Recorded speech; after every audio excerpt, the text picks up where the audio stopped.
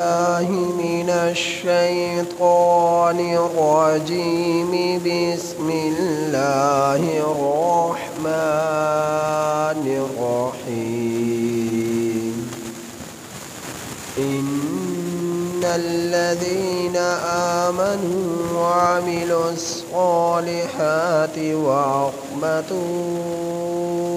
إلى ربهم أولئك أصحاب الجنة هم فيها خالدون. یہ سورہ ہود کی آیت نمبر 23 آپ حضرات کے سامنے تلاوت ہوئی۔ اس آیت کریمہ کا ترجمہ یہ ہے، ان الذین، بے شک وہ لوگ، آمنوا جو ایمان لائے، وعملوا الصالحات اور عمل کیے اچھے، واخبتوا اور جھکے، الی ربہم اپنے رب کی طرف، اولئک اصحاب الجنہ یہ لوگ جنت والے ہیں، ہم فیہا خالدون جنت میں یہ لوگ ہمیشہ رہنے والے ہیں۔ اللہ جل شانہ نے پچھلی آیات کریمہ میں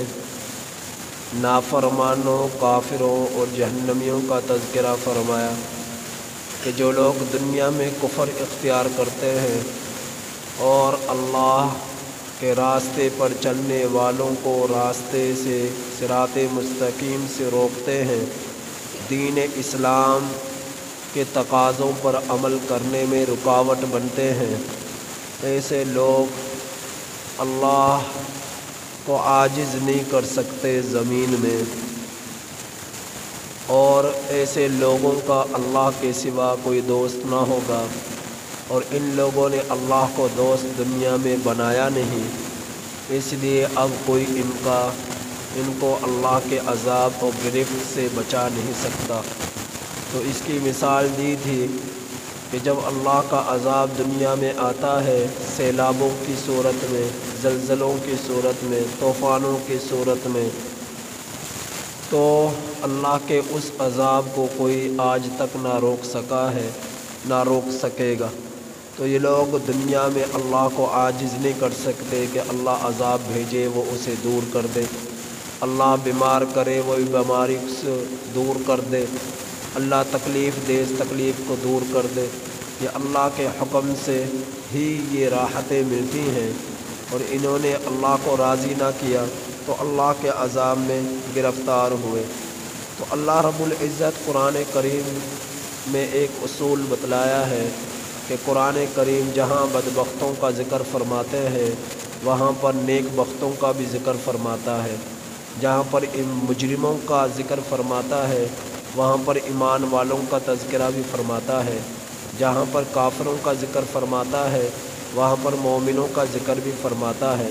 جہاں پر جہنمیوں کا ذکر فرماتا ہے وہاں پر جنتیوں کا تذکرہ بھی فرماتا ہے۔ تو اللہ رب العزت نے اس آیت کریمہ سے پہلے بدبختوں کا، نافرمانوں کا تذکرہ فرمایا، اس آیت کریمہ میں اللہ نے نیک بختوں کا ذکر فرمایا۔ اللہ رب العزت کیا فرما رہے ہیں کہ بے شک وہ لوگ جو ایمان لائے،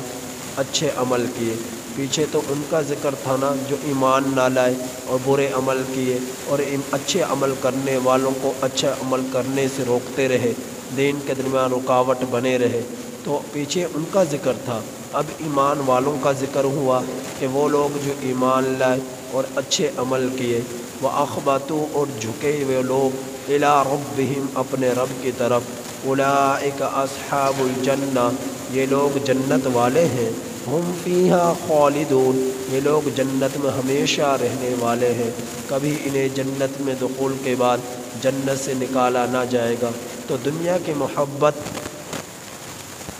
کی محبت یہ انسان کو مدہوش کر دیتی ہے، اندھا کر دیتی ہے، بہرا کر دیتی ہے، نابینا کر دیتی ہے۔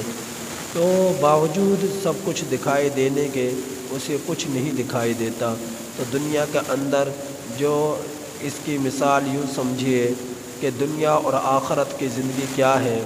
کہ جس طرح آپ کو کوئی تکلیف ہو، ڈاکٹر کہیں جی آپریشن ہوگا، تو بسا اوقات پورے جسم کو جو ہے مدہوش کر دیا جاتا ہے، سن کر دیا جاتا ہے۔ بسا اوقات جس جگہ سے آپریشن کرنا ہوتا ہے اسی جگہ کو سن کر دیا جاتا ہے۔ اب جس کے جسم کو سن کر دیا گیا، اس کا ہاتھ کاٹ دیا گیا، اسے نہیں پتہ چلا، اس کے پاؤں کاٹ دیے گئے، اسے نہیں پتہ چلا، اس کے پیٹ کو چاک کر دیا گیا، اسے نہیں پتہ چلا۔ اب جب وہ ہوش میں آیا، اسے جب درد محسوس ہوئی تو اس وقت اسے پتہ چلا میرا تو ہاتھ کٹ گیا، میرا تو پاؤں کٹ گیا، میرا تو آپریٹ ہو گیا، تو اسے اس وقت پتہ چلتا ہے۔ تو دنیا کے اندر دنیا کی مستیوں میں جو مست ہو چکے ہیں وہ اسی طرح مدہوش ہو چکے ہیں۔ ان کی آنکھیں اس وقت کھلیں گی جب قبر میں جب اسرائیل علیہ السلام اس کی روح کو نکالنے کے لیے تشریف لائیں گے اور اسے اپنی آنکھوں سے وہ دیکھے گا، اور جب قبر میں جانے کے بعد جب فرشتے جو ہے اندھے اور بہرے بن کر ہتھوڑوں سے پٹائی کریں گے، اس وقت جب تکلیف ہوگی اور اس وقت جو ہوش آئے گا، یعنی کہ دنیا کی آنکھوں کے بند ہونے کے بعد آخرت کی آنکھیں کھلنے کے بعد جو ہوش آ رہا ہے، اس میں اسے حقیقت معلوم ہوگی، او ہو میں دنیا کے اندر کس طرح اپنی زندگی کو برباد کر آ گیا۔ تو آج جو دنیا کے مستی میں مست ہیں، دنیا کے رنگ رنگیلیوں میں رنگ چکے ہیں اور اس سے نکلنے کی طرف آ ہی نہیں رہے، اپنے رب سے لو لگا ہی نہیں رہے، آخرت کی فکر کر ہی نہیں رہے، وہ بے ہوش ہو چکے ہیں، وہ مدہوش ہو چکے ہیں دنیا کے زیب و زینت میں۔ اب ان کو ہوش دلائیں گے موت کا فرشتہ، اب انہیں ہوش دلائے گا قبر کے عذاب کے فرشتے، جب اسے ہتھوڑوں سے اس کی پٹائی کریں گے، وہ اندھے اور بہرے ہوں گے، اس کی یہ چیخیں مارے گا، انہیں کچھ نہیں پتہ چلے گا، وہ فرشتے اس کی چیخوں کو نہ سنیں گے، ان کی تکلیف کی طرف نہ دیکھیں گے، وہ اندھے اور بہرے ہو جائیں گے اور وہ ان سے گفتگو نہ کریں گے، وہ گونگے ہو جائیں گے اور پھر ان کی پٹائی کریں گے اور یہ چیختا رہے گا، چلاتا رہے گا اور یہ عذاب اس کو ملتا رہے گا، نہ ختم ہونے والا عذاب۔ تو اصل کامیاب کون ہے؟ دنیا کا اندر اپنے رب کو یاد رکھ لے، اپنے رب کی مان کر زندگی گزار لے۔ اللہ رب العزت نے ایمان والوں کو اپنا دوست قرار دیا۔ اللہ ولی الذین آمنوا، جو ایمان لائے وہ اللہ کے دوست ہیں، اور اللہ کا دوست یوں نہیں بنا جا سکتا جب تک انسان، جب تک ایک مومن اللہ کے محبت میں پوری طرح ڈوب نہ جائے، اس وقت تک وہ دوست نہیں بنتا، چاہے آپ کتنی نمازیں پڑھ لو۔ اور دوست کون ہے؟